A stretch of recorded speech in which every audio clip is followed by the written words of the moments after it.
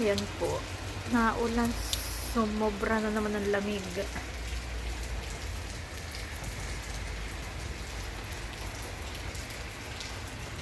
Tapos po ang sinaw ng semento.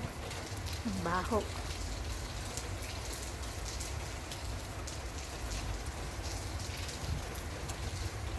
Ayan po mga kalayas yung pinapakulo kong tubig. Pang sinigang. Tapos po ito yung labanos na paborito ko. Tsaka po siling hawa. Ganyan po ang siling hawa dito. Tapos po ito ay hudias. Hindi po siya yung sitaw. Tapos po pechay. Tsaka po ang aking paboritong hipon. Sinigang na hipon po ang lulutuin ko ngayon. Kasi po maulan. Masarap yung mainit na sabaw na maasim. Yan po. Wala po akong okra kasi ang papangit ng okra. Yan. Lulutuin ko na po. Samahan niyo po akong magluto. Ayan mga kalayas, nilagay ko na yung parang sitaw. Hudias po ang tawag dyan. Sunod ko na pong nilagay yung labanos. Ayan po. Nilagay ko na rin po yung pang-asim. Lalagay ko na po ngayon ng hipon. Kaunti lang po yung nilagay ko dahil gusto nga po pala ng anak ko na hati.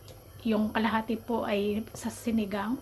Tapos po yung kalahati ng natitirang hipon ay lulutuin ko sa garlic na may Sprite.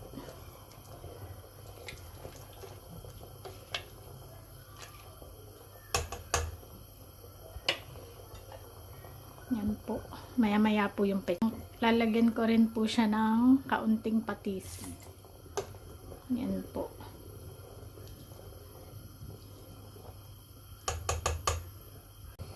Yan. Nakulo na po. Lalagay ko na po yung pechay. Kasi wala po akong kangkong. Kaya pechay lamang.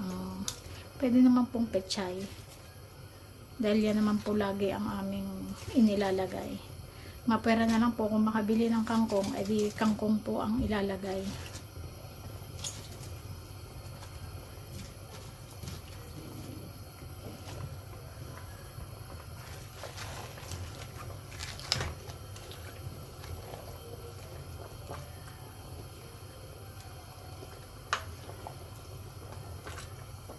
Yan po. Lulutuin na lang po. Kung nagsaing na rin ako kasi po masarap yan sa bagong sinaing na kanin. Ayan po mga kalayas, luto na ang aking sinigang na hipon. Kain na na. Ayan po mga kalayas, kakain na po kami mag-ina. Kain po tayo. Gumawa po ako ng sausawan na patis na may lemon in case po na wala siyang lasa, pero kahit po may lasa gusto ko talaga may sausawan na patis at maanghang siya. Yan po, kain po tayo.